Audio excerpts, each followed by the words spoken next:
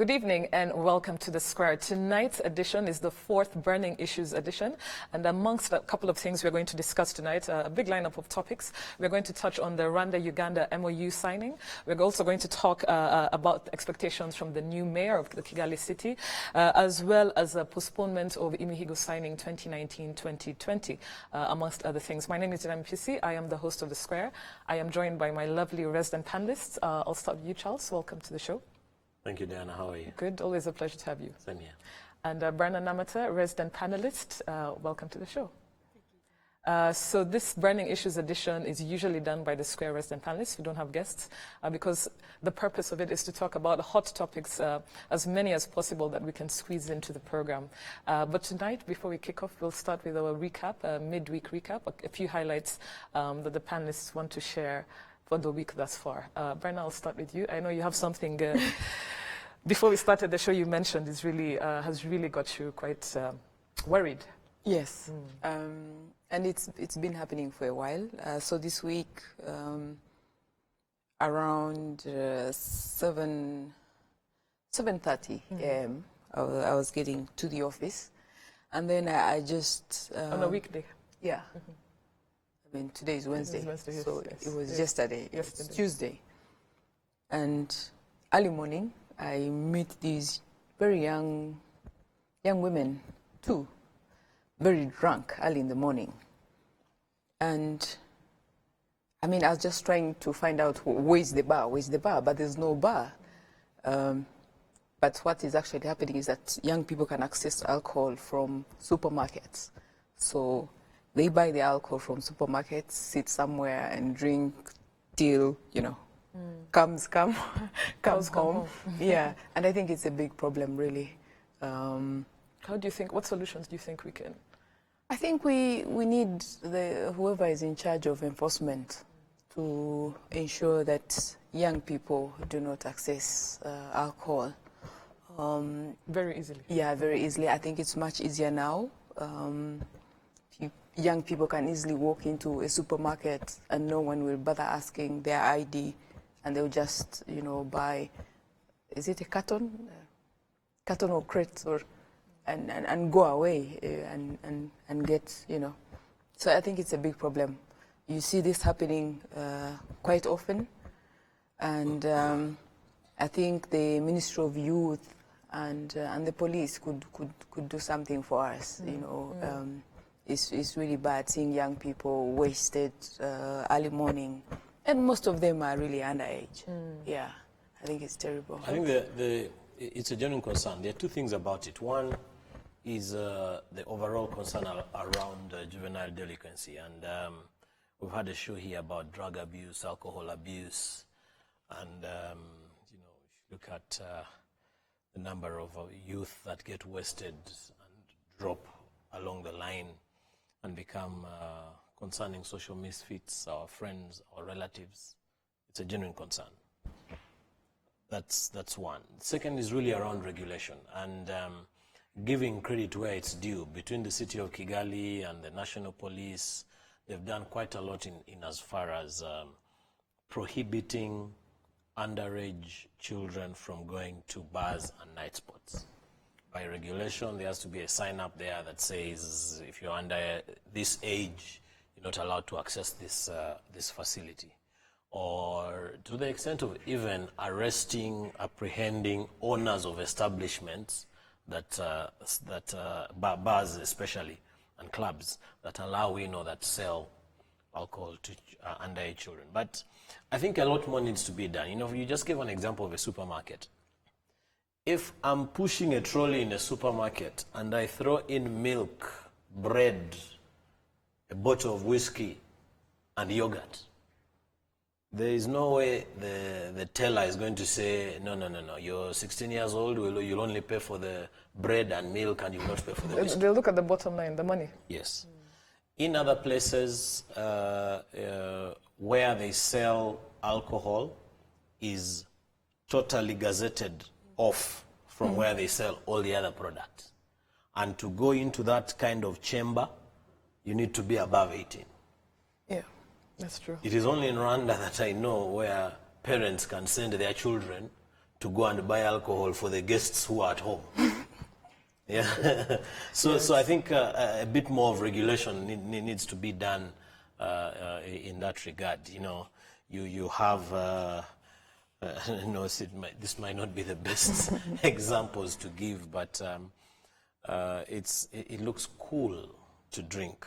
Yeah. Yeah. So how are you going to address that issue when you have a bit of a dilemma of the alcohol companies making it look nice and cool to drink? So although we don't, I actually, it's interesting. We should also find out the advertising. You know, it's banned in some countries, especially in the West, advertising alcohol and cigarettes and so, especially on television. I don't know how we are.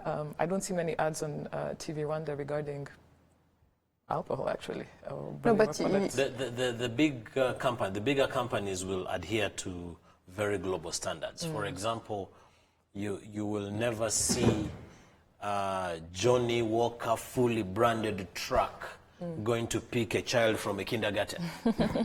But true. The likelihood of you seeing Tarama pickup going to pick a child from a school is much higher. So some of these who are governed by global ethical standards will know the trend. You will never see a cigarette branded car today. Does that mean that cigarettes are not sold? Not at all. So it's around, you raise a very pertinent point, Dan, around the regulation that's required. For advertising. Yes. Yeah, and I also think very quickly that if they leave it to the owners, I mean the people who own these supermarkets and say, if you're caught selling alcohol to someone underage, we take away the license. And then they will begin to take it serious. But as it is, it's still more like on goodwill. Yeah. Speaking of drinking, what do you think of our cups?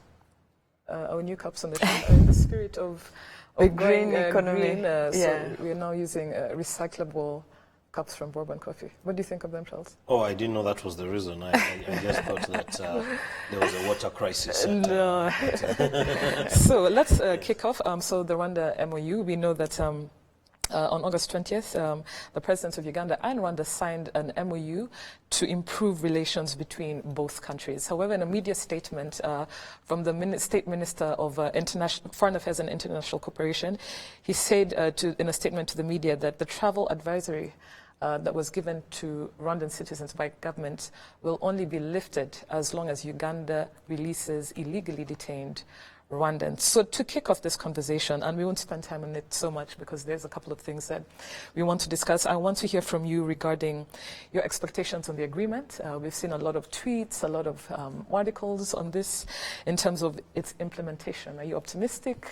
What are your thoughts on it? And then also later, if we can delve into the role of media in the implementation of this agreement, because it's very important.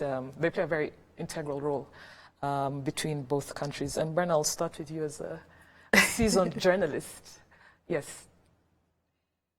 I think that the MOU is no silver bullet. There are many people who expected things to change immediately, but I don't think it works like that. But we need to give peace a chance. There are fundamental issues that will have to be addressed, of course, because, of course, when you're in the media, people keep asking you, so are the borders open? So can we cross? And my response has always been, I mean, while you were keen to travel, there are many people who are looking out for their families, members of their families who are still in jail, people who cannot be traced. So in Uganda? Yes, in Uganda. So you cannot travel, until the security is guaranteed. And human security, of course, supersedes anything. We cannot have any other discussion until the issue of human security is addressed. That said, I think for the media, it is we have a role to play in terms of not fanning misinformation. we have a role to play in terms of stating facts as they are. And this issue, we know what the facts are, you know, so let's stick to the facts. And beyond that, I think that we need to exercise some bit of restraint in terms of how we see whatever we come across, you know. There's been a lot of misinformation and propaganda, and which feeds into our personal biases. So you will easily retweet or like anything that sort of plays into your personal bias. And the media has a role to play in terms of not allowing that to happen. You know, we stick to the facts as they are, and we leave the propagandists to just do what they're supposed to do. But I think the media has a critical role to play in terms of sticking to the facts. And what are the facts that we are talking about here? The security of Rwandans. We know that there are many Rwandans in jail. This is not a myth. Their names, they can be traced, so it's not a myth. Yeah, so let's stick to the facts. If anybody is trying to give an impression that there's security, then we have family members that are missing, then I think that is very clear. We have to counter that and say, I mean, we know many, we live with these people. We know many missing family members. So that has to be addressed before we can proceed. So sticking to facts, Yeah. That's the huge role that media have to play in this implementation moving forward. Charles? Several things. One, first of all, it's a step in the right direction. You know, for President Kagame and President Museveni to meet, I think twice in 3 months or so, it's fantastic. It's a step in the right direction. It shows that they care about their people. It shows that they care about peace. It shows that they are not warmongers. It shows that they mean well for their people. And, you know, our two leaders need to be applauded for that. Especially, again, with all the bias that I deserve, President Kagame, that however justifiable he may be in not wanting to look at the other party because, as Bana is saying, the facts are different. You know, because he means well, the very good gesture in him going ahead to say, you know, because peace is paramount in all this, let's go ahead and agree on principles, and we will meet and sign and shake hands and mean well. I think that's extremely to be commended. However, and I have been saying this in different spaces, that all of us need to be cautious about this thing. It's not a sprint. The road to normalcy is going to be a long, painful marathon. Absolutely. Bana, what you're talking about, for instance, releasing all the prisoners who are unlawfully detained. Even if tomorrow Jaguar and Trinity and all the buses that cross the borders were filled with all the guys who are in all the safe houses and whatever in Chireka and wherever, and they crossed the border, it does not automatically mean that we will be in good terms again, because there are other issues that we still have to resolve amongst the two of us. So I think I like to compare this with brotherly love. You will fight. Sometimes the issues are very fundamental, like in this case, they are extremely fundamental. But you will cohabit.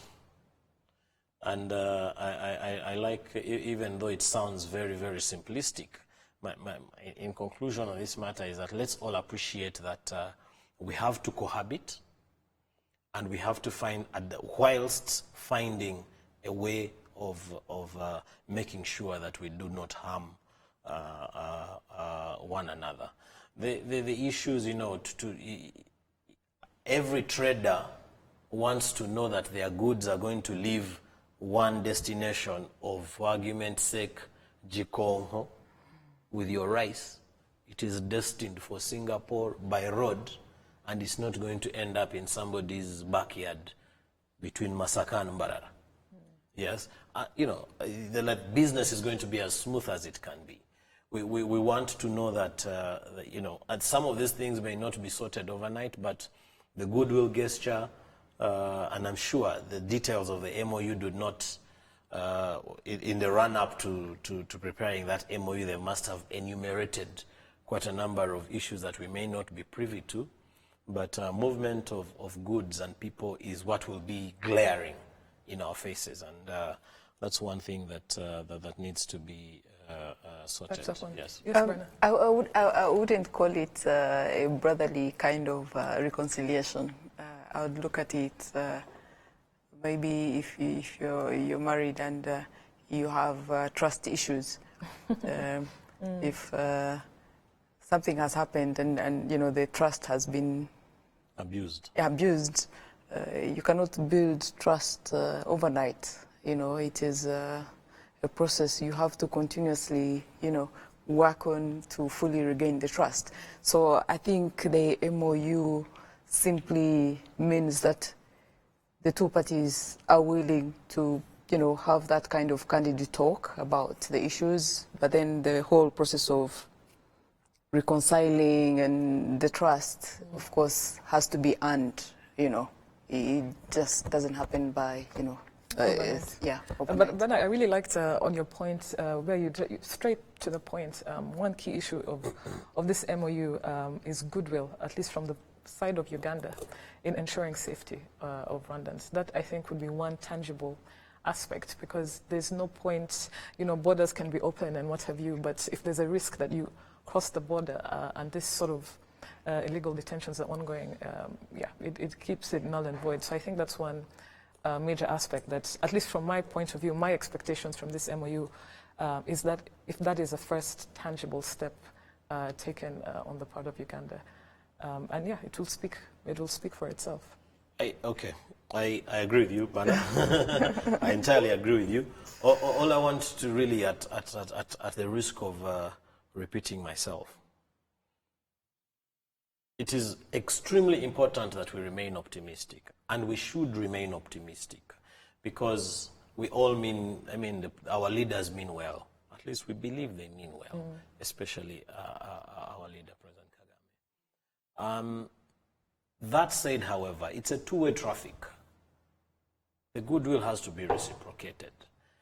So, Bana, you did raise an extremely important issue around misinformation and telling the right story. You know, for a very senior government spokesman to come up and say a leader, a senior government official of another nation has been poisoned and is on the deathbed and has been poisoned by the same government, and weeks later, that leader who was purportedly, you know,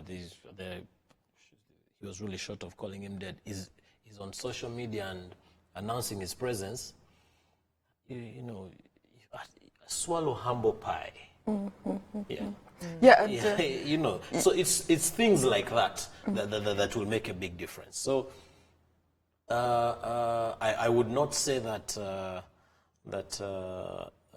you know, in my friends whom we went with to school were very quick to share images of parties they were organizing, say border opening party, and you know, things are back to normal. No, it's not a switch on off button. I think, we're, before we quickly move to the next subject, yeah, definitely it's not a, I think people are optimistic. I am optimistic. But definitely it is not a silver bullet, as you said. Yeah, yes. Consciously optimistic. And very quickly on that observation around the disturbing tweet, I think we have to acknowledge the fact is that there are people who will deliberately take advantage of the crisis. And for them, that's... Because sometimes there's personal gain. Yes, absolutely, yes. Absolutely. And the moment you realize that, then you know, you have to find a way of ignoring and treating, them as such. Yeah. Great. So I'd like us to go to the next topic. The next topic is to do with the new City of Kigali mayor. On August 17th, Kigali City Council has elected Mr. Prudence Rubingisa as the new mayor of Kigali. His focus is going to be on public transport and green development. And just generally, we've had so many discussions on the City of Kigali with officials from the City of Kigali on the show. So what are your expectations? Charles, I'll start with you. Under the new mayor, under his administration, in terms of aspects of Kigali City? Big shoes to fill. Not because of the size of the foot of the predecessor, but because of the magnitude of issues our city is grappling with. First, I'll just point out 3 issues.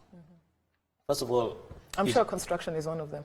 No. Or real estate. Probably not. Probably not. His permanent bias. Those are his permanent But it is not by lack of guests that at least once every 3 months here on the square there is somebody from the city of Kigali. It is because the issues that the city of Kigali is stifled with are huge in nature. But the city of Kigali has just announced the new cycle of the city master plan 2019-2023, I think, for the next 5 years. And he's charged with seeing through its delivery. It has some fundamental changes, some new expectations, the second cycle of the city master plan. We have had fundamental issues with the way we've managed our public transport system, if at all we've managed it.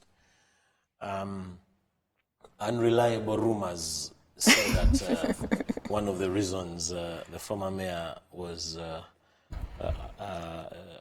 appointed elsewhere because probably she needed to learn a transport lesson. But I think there is definitely a huge transport issue, especially around the public transport sector. So that's the second area I think that you need to look at. The third is and which is one of his areas of focus that he said he'll tackle. The third is we've just introduced a new cycle of local government reforms that strip the districts of powers and duties that they had. And we had not yet seen how that is going to impact service delivery. So the third one is really around service delivery and what that means. So, and just to point out, we had that particular conversation with the former mayor on the show, earlier on this year. True, Diana. So I think he's been thrown into the deep ocean. The ocean is full of sharks. Let's see how well he can swim. And finally, I wish him the best of luck.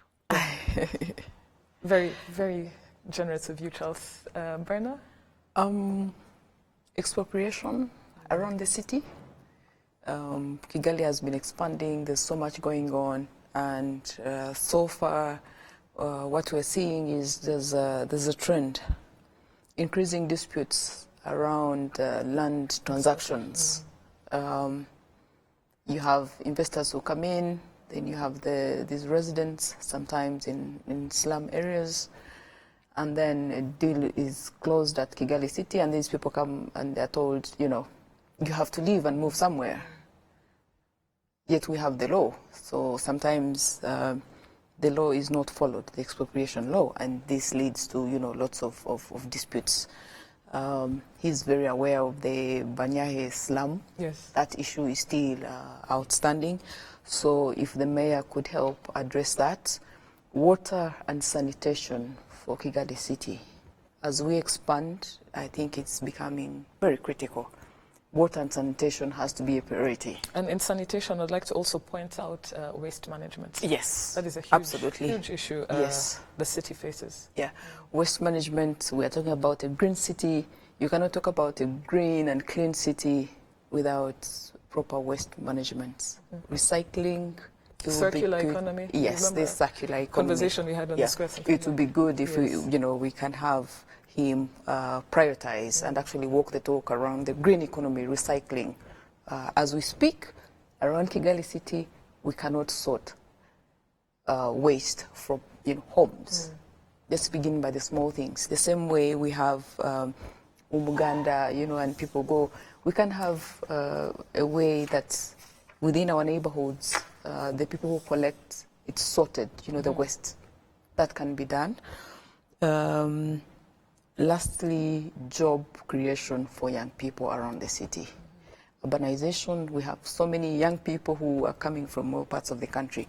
I know, of course, with there's a plan around secondary cities, but still the attraction of the big city remains. And so I think part of his priority has to be job creation around the city, and not just any kind of job, good jobs where people are not just the working poor.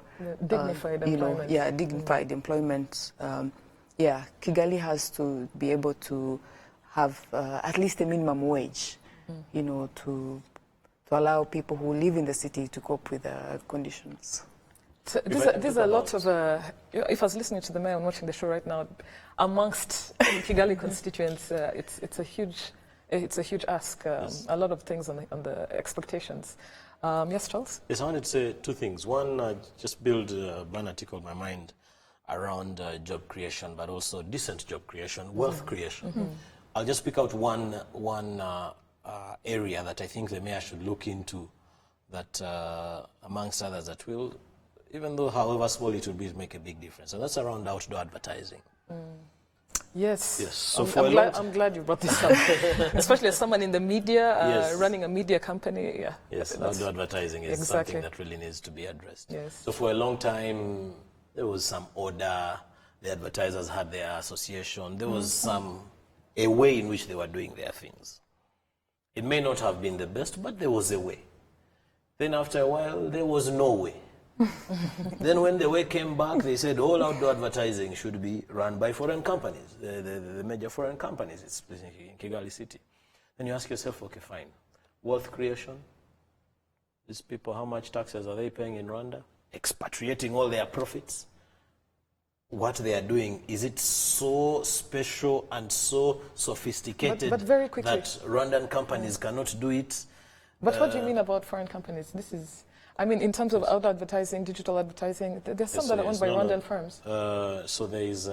but they don't get the big contracts. Yes, exactly. That's the point. But it was was this a sort of... yeah, the city of Kigali requirement? did announce, I think there are 2 or 3 companies, to the best of my knowledge, that are only allowed to put the large digital screen, so that those contracts are... they're not Rwandan owned. Yeah, they're not Rwandan owned, and that money is expatriated elsewhere. So that's an interesting, yeah. But the second one, and I'm a little bit biased, positively biased on this one, is because the new chairman of the advisory council, the guy who leads the councillors, is a personal friend of mine, a guy I went to law school, Dr. Didas Kaihura, sharp boy. Conflict of interest. That's unethical. Conflicts of interest. I'm sure he's on that driving wheel. He will. My optimism lies largely there. It's a good team. Yes. Anything you'd like to add on it before we move on to the next burning issues topic? No, I just feel that the issue of waste management, job creation, expropriation. That's an issue that we need to... Those are priorities. Yes. Yeah. Yes. Well, the next issue we're going to talk about is the postponement of the 2019-2020 Imihigo, known as performance contracts. So for the fiscal year 2019-2020, they were postponed last week, Tuesday. I remember we talked about it on the show as a highlight. And the reasons given by the Minister of Finance and Economic Planning was that President Kagame sent officials back to the drawing board to include other aspects in Imihigo, such as hygiene and housing, as well as getting closer to the citizens that officials under performance contracts serve. We've talked about Imihigo a couple of times on the show. Charles, and I want you to start with this, because I know you have a lot to say on this particular topic. So I want us to just briefly discuss how we can better implement government-citizen performance contracts as a country. Are there some elements about our current Imihigo structure that we need to rethink? Because this postponement, which is good, it means we're really checking ourselves and saying, we're not satisfied, let's then do better. Personally, I think that was a good move really hone and finesse these performance contracts. Are there some elements you think we need to rethink? I may not be in a perfect position to go into the detail, Diana and Bana. But as a citizen, I have been a strong critic of the Mihigo for one major reason. It reminded me of my secondary school, where our teachers used to say, these were the mocks of last year, these were the past papers. Shani, where did you go to school? if you answer your exams like this, the likelihood of you passing is 95%. And therefore, sometimes to pass your exams, all you needed to do is have read all the past papers. So it was purely about how you prepare for the exams. Charlie, where did you go to school? Charlie, Bana wants to know. and that is how the Mihigo were designed, around the marking scheme. Some of the same issues I've been having around the way we approach our doing business reforms. Just being able to beat the system, you know. Checklist. Yes, there's a checklist that a mayor of a certain district somewhere will know he has to provide shoes for a certain number of people, and he'll do a deal with a border trader. Border, those cheap, not exactly cheap, but yes. They're not cheap. They're just motorcycles. Yes. No, not the shoes. You know, the shoes that are called border. They are those thick plastic. Semi-plastic, semi-rubber. I didn't know about slippers. that. They're shoes that you plug in your foot. And you'll give X number of people shoes. You'll say Mutuelle de Santé for X number of people this year, and once you hit that, you're good. But the other one, and I'm so happy that that this year the Mihigo, the evaluation process was taken back, was one of the ones that blew the cover was around with the classification. Because if it appeared that you actually are forcing people to appear in an Ubudehe class that they do not belong to, you would lose points in your Mihigo classification. So people were literally cooking figures and giving a false impression. So when one of the reasons for not doing the evaluation this year was asking the leaders to go back to their people, it showed how these leaders were very detached from their people. There's a story that did its rounds about 4 or 5 months ago around a couple that could hardly put 3 meals on their table being forced to swear as, to lawfully wed. And probably they even borrowed shoes and a shirt and a belt for that day, and there was a lot of cameras and all that stuff, only for the following day the reality to come to the fore. So but wait, just very quickly, what about them lawfully wedding is connected to the Mihigo aspect? So you see, when you're going to the Murenje to sign and be pronounced husband and wife, you're not going to go in your truthful self. Why not? I mean, for crying out loud, even here in Kigali, we rent suits to go for weddings.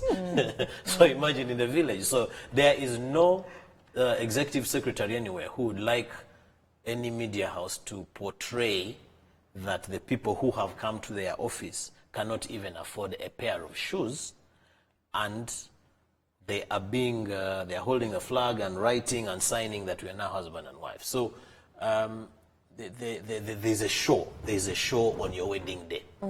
Yes. And that is also, it's extremely important to say that this year we got people who are cohabiting,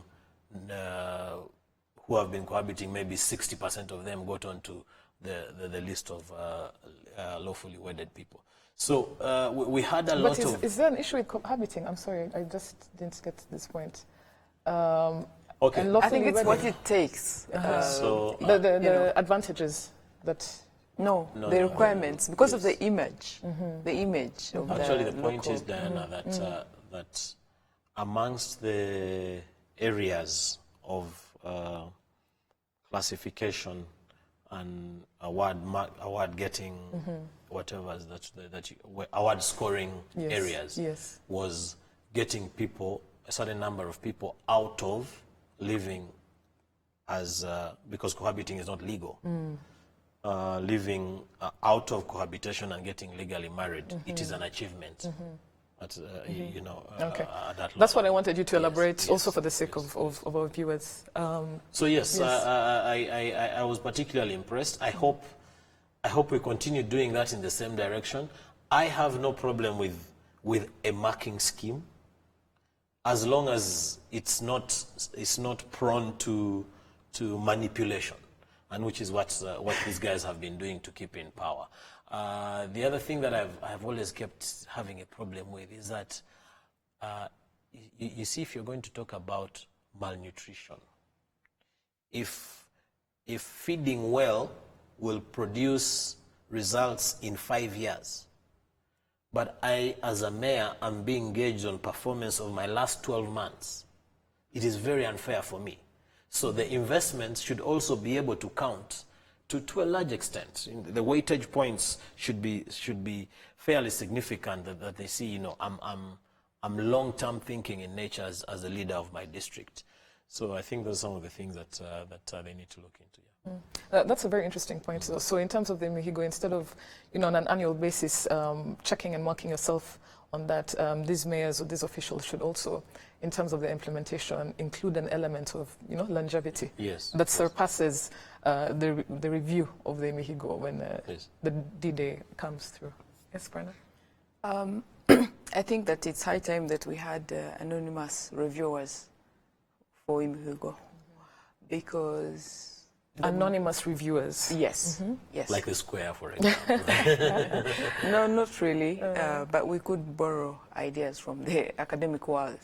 You know, you write a paper, and you know, someone you don't know reviews whatever you've written. And why that is important is because then the local officials don't know who is actually going to do the assessment. And so you don't know what they will be looking out for, so there's no time to sort of create a false image. And I also think that there's room to increase and create space for citizen participation. Citizen participation for a very long time has been limited. So it is important that we increase citizen participation. Can you give some tangible examples of For how? instance, when we are coming up with a target, I think there has to be a consultative process at the local level before we actually come up with what the targets are, and not, you know, 1 day or 2 days, but it has to be, you continuous. know, yes, a continuous process. And two, I feel that technology has provided so many options. It should be possible. I mean, almost every Rwandan now has a mobile phone. It could be just a feature phone, but they could give feedback on this phone about a certain service or reports about bad service, which then would feed into the national appraisal, you know, because at the moment, if you go to a district and you don't find a service, there's no way for you to immediately report or, you know. So I think there's need to sort of expand citizen participation and engagement for them to actually have a sense of ownership and hold these people to account. You know, instead of, and this is, and you're more or less echoing also what President Kagame said when yes, they were sent back to the drawing board. One of the key things was to how can officials better serve their people in terms of outreach and engagement? Because part of the problem is that you have people coming from Kigali appraising local officials in, you know, in these districts. They don't live there. They're just coming for a week to do a review and then leave. So you can imagine. And human nature is such that, of course, the reviewers will always be in touch with the local officials at some point, you know, and when they know, and even before the signing, you know, there was a feeling, everybody almost knew, yeah, the appraisal was going to happen, and because people have been in touch, they're like, no, this time round, people are busy with Imhigo, you know, the appraisal is coming up. But how about this process becoming a constant process that is not just allocated a certain time? And then focus on the tangibles, you know. The low-hanging fruit, or you mean? Yes. Mm-hmm. Let's focus on the tangibles. I think once we focus on what is tangible, what can be measured, and then we'll be able to see progress, you know, which is not cosmetic. What kind of tangibles do you have in mind? For instance, if we're talking about affordable housing, it's very easy to say we are better off because you've signed off an agreement with an investor to build certain houses. You know, when they come and do, you say, oh no, we have this project which is coming up, and then you'll get a tick. How about we just measure? If we're saying affordable housing, we're actually going and looking at how many affordable houses do we actually have on the ground, you know, instead of being prospective and futuristic in terms of how we appraise. Yeah. So I think that should change. If it's about schools, let's actually look at the schools. Do they have proper facilities? Do we actually have teachers in the schools? Or instead of just saying, oh, there are 10 schools, but there may be 10 schools, but they are overcrowded, you know, or no one pays attention to attendance. No one is paying attention to the dropouts. Because what we're seeing, some of the big problems in education, we have many young children from vulnerable homes that do not go through nursery, and then they just start from P1, you know, and then they struggle, and then they drop out. When we're measuring, do we actually track if before you enroll for P1, have you actually done preschool? Some ECD, you know, early yes, development. You know, and to echo that, it also ties in with the Charlie's mantra of institutional coordination. So I think in the Imihigo, institutions should be talking to each other. Because that's one way of how people are best served. You know, you can't have something to do with, let's say, food security, you know, under Minagri, and you know, that particular mayor focuses on that, and then doesn't work together with local government that is focused on other things. So institutional coordination, I think, is a key part of back at the drawing board. Whatever is happening, I hope that's something that's also really, really being reinforced. Before we go to our next point, are these your expectations of the postponement of this performance contract? Are these your expectations that you'd like to see in the reviewed, versions? My preference is I wish there was a total overhaul. You know, the way it is now is not. Maybe it was good for when it started about 8 years ago or so, but just like the same way we're redoing our master plan is the same way. Yeah, it's only fools who don't change their minds. Yeah, it's a high time. Yeah. No, indicators have to be reviewed. Constantly reviewed. Yeah, they have to be reviewed. We cannot continue measuring how many schools. No, we need to look at completion rates. Quality you know, of the quality, completion rates, look at gender, look at, you know, all these issues that affect outcomes. Yeah. Okay, well, going now onto on a global stage, I want us to just briefly discuss before we go to our Twitter feed, the G7 summit. The G7 summit that President Paul Kagame attended in Biarritz, France. As you all know, the G7 summit is basically a gathering of a few countries that are estimated to represent about 62% of That's just a few countries, global rich net worth. countries. Yes, but I'm saying these countries represent around 62% of global net worth. So it's a big deal, you know. But this particular meeting, for me, it brings to mind a quote that President Kagame said once about, and I'll just, if you'll allow me to read, he said that a modern Africa is Africa that stands up for itself and insists that we have a seat at the table as partners and colleagues. And based on the troika, well, the countries that attended, African countries that attended the G7, my question to you is, what are your expectations, basically, from something like, you know, this summit regarding Africa's trade with countries from the G7? And I'll start with you, Brenna. I think that we must applaud the wind of change across the continent, because these countries were attending under the African Union. The troika, as they speak, umbrella. Incoming, outgoing. Yes, African Union umbrella. Yes. And so we are moving away from Africa being on the menu That actually, I really like that you say that, really being on the menu. Yeah, but yes. to determine, determining the menu. Yes. Because some of the issues that were on the agenda at the G7 were actually influenced by, African countries. So, that's a good step forward. And also, we're seeing that increasingly what these countries bring to the table is the African perspective. For a very long time, these countries, being the powers that be, have been deciding so many things that affect us without our consent. So it's progress when we see that now we are getting the African perspective, and the Rwandan leadership must be applauded for that, because this is coming from the AU reforms that have been happening, chaired by His Excellency. But perhaps more importantly, at the G7 this time round, they signed financing for women. I think it's about slightly over 2,200 million. There's a financing scheme to support entrepreneurship for women. The fund is hosted by the African Development Bank, so women entrepreneurs, that's a good opportunity to address issues around access to finance for women, but also in terms of supporting women in the process of job creation.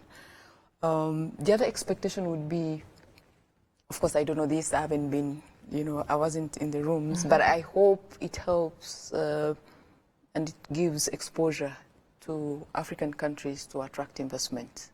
We need a lot of investment. We need capital.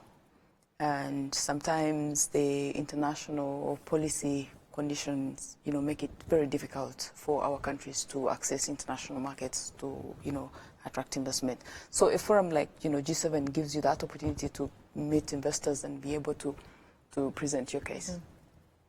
I think, yeah, absolutely. Diana, if tomorrow you are invited to a club of the first ladies of Africa, and they invited you just as an observer, say, come, you definitely feel pleased. But they wouldn't invite anyone. So by virtue of the fact that you've been invited means there's something about you. And that's, to you earn a call to the table of men, and it's just because you're a man. Forgive my chauvinism. So I think that's the first step, recognition. It doesn't matter that one of Diana's friends decided to call President Cyril Ramaphosa another man, an unidentified man. Identified with. Why is she my friend? Yeah, so I think that's a first step in the right direction. Yeah. That people are beginning to, the big boys are beginning to realize. Hang on a second, we actually need Africa much as it needs us. Probably even need it more than it needs us. And that is the biggest message that I got out of the G7. Yeah, and very briefly, I think what was also on the agenda was the not just climate change, but also the African, the migration crisis that we've been seeing. Yes. And we know that Africa is increasingly taking ownership of our this, issues. Yeah, Exactly. of our issues. Yes. And hopefully we will continue to do so, and stop being being passengers. We have to, in the driver's seat. And not on the menu. Yeah. I really like that. I want us to just quickly go to our Twitter feed and read some tweets that have been coming in regarding the burning issues, topics we've covered so far. And the first is from Diamond Gabonziza, and Brenna, he's referring to what you were talking about earlier on at the beginning of the show. He says, thanks for raising the issue of kids involved in excessive alcohol consumption. Just take a walk at Simba Supermarket opposite Rwanda Parliament and see how recklessly the owners serve them. This must stop. And before we go to our next tweet, I think in all due fairness, the owners of the supermarket don't serve kids with alcohol. yes, That is very The rough. kids buy. No, the tweet presupposes that the owners of the supermarket are waiters and tellers of. I think he just meant the owners should have stringent measures to stringent measures to not make it easily accessible to young people, like he was saying. The next tweet we have is based on what we were talking about regarding City of Kigali expectations, and this Benedicta says that they should take the purchasing power of citizens into consideration before they build the so-called modern affordable homes. For instance, Vision City Gachuriro.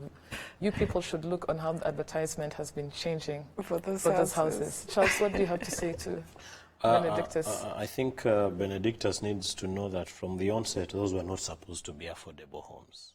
Yeah. Yes. They're not categorized as affordable homes. Categorized as affordable homes. So I think that's not the best example to give.